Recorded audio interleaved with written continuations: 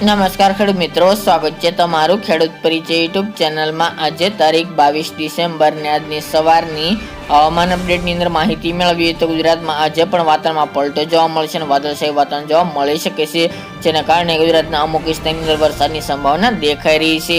તો તેની સંપૂર્ણ માહિતી મેળવીશું। આવનાર દિવસોનું ગુજરાતનું વાતાવરણ કેવું જોવા મળશે, ઠંડી, તાપમાન અને માવઠાની સંપૂર્ણ માહિતી આપણે આ વિડીયોની અંદર મેળવીશું। ચેનલમાં નવા હોય તો ચેનલને સબસ્ક્રાઇબ કરી દેજો અને વિડીયોને લાઇક આપીને ગ્રુપમાં તમામ ખેડૂત ભાઈને શેર કરી દેજો।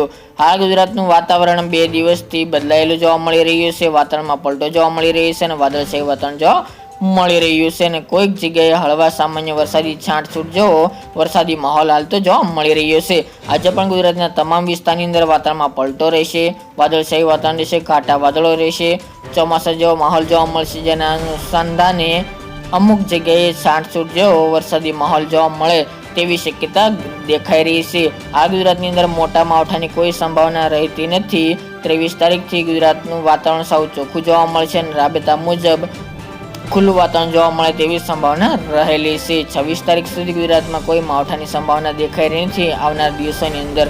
તેમજ અત્યારે ગુજરાતના વાતાવરણમાં ઘણા બધા બદલાવ આવી રહ્યા છે, જેના કારણે ગુજરાતમાં વાતાવરણ બદલાયેલું જોવા મળી રહ્યું છે। ઠંડીમાં પણ હાલ તો સ્થિરતા જોવા મળી રહી છે। તાપમાન 1 ડિગ્રી ઊંચું આવી રહ્યું છે। આવનાર દિવસોમાં હજુ 2 ડિગ્રી વધે તેવી સંભાવના 26 તારીખ સુધી જોવા મળી રહી છે। બાકી ઠંડીમાં હાલ તો 26 તારીખ સુધી કોઈ વધારો થાય તેવી શક્યતા ખૂબ ઓછી જોવા મળી રહી છે। આ વર્ષે એલ નીનોની અસરના કારણે ઠંડીમાં ઘટાડો જોવા મળી રહ્યો છે અને વાતાવરણમાં ફેરફારો થવાને કારણે ઠંડી હાલ તો જોવા મળતી નથી। પરંતુ તાપમાન, પવન અને ઠંડીની માહિતી મેળવીએ તો જેમાં ઠંડી અત્યારે જોર પકડી રહી છે, ખાસ કરીને ઠંડા પવનો જોવા મળી રહ્યા છે, જેના કારણે દિવસે પણ ઠંડક જોવા મળી રહી છે। પરંતુ પવનની સ્પીડ ઘટાડો થશે અને નોર્મલ સ્પીડ જોવા મળે તેવી સંભાવના 26 તારીખ સુધી જોવા મળી રહી છે।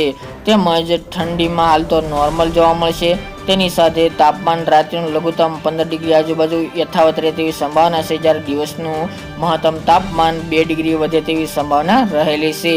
અત્યારે 30 થી લઈને 32-33 ડિગ્રી સુધી તાપમાન આવનારી 26 તારીખ સુધી નોંધાય તેવી શક્યતાઓ દેખાઈ રહી છે। ત્યારબાદ ફરી પાછું તાપમાનમાં ઘટાડો થાય તેવી સંભાવના રહેલી છે। ખાસ કરીને વાત કરવા જઈએ તો અત્યારે લઘુત્તમ તાપમાન નોર્મલ જોવા મળી રહ્યું છે, જેમાં ઉત્તર ગુજરાત અને કચ્છમાં તાપમાનનો પારો ગગડી રહ્યો છે, જ્યારે સૌરાષ્ટ્ર, દક્ષિણ ગુજરાતમાં હાલ તો નોર્મલ તાપમાન ચાલી રહ્યું છે।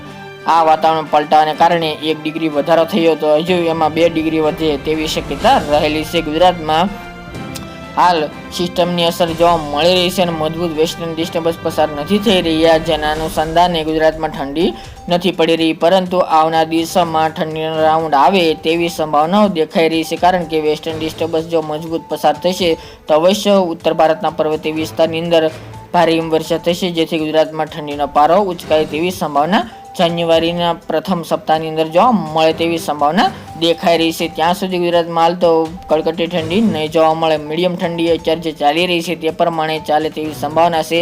ઝાકળ વરસાદની વાત કરવા જઈએ તો 25 તારીખ બાદ એક ઝાકળ વરસાદ એટલે કે ધુમ્મસનું રાઉન્ડ આવે તેવી સંભાવના રહેલ છે અને 4-5 દિવસ એ રાઉન્ડ ચાલે તેવું હાલ તો અનુમાન જોવા મળી રહ્યું છે। ત્યાં સુધી ગુજરાતમાં હાલ તો 5 દિવસ વાતાવરણ સૂકું રહેવાની સંભાવના છે। હવામાન વિભાગે પણ આગાહી કરતા જણાવ્યું છે કે ગુજરાતમાં હાલ તો વાતાવરણ આવનાર દિવસોમાં સૂકું રહેવાની શક્યતા છે। આજનો દિવસ પૂરતી ગુજરાતમાં વાતાવરણમાં ફેરફાર જોવા મળશે, એટલે કે વાદળછાયું વાતાવરણ રહેશે, જેના કારણે અમુક ગ્રામ્ય વિસ્તારની અંદર છાંટછૂટ જેવો વરસાદી માહોલ જામે તેવું હાલ તો અનુમાન રહેલું છે। બાકી ગુજરાતમાં કોઈ ભારે માવઠાની સંભાવના હાલની અપડેટ મુજબ જણાતી નથી, જેની તમામ ખેડૂત ભાઈ નોંધ લેવી। ઠંડીમાં પણ અત્યારે વધારો થાય તેવી શક્યતા ખૂબ ઓછી જોવા મળી રહી છે।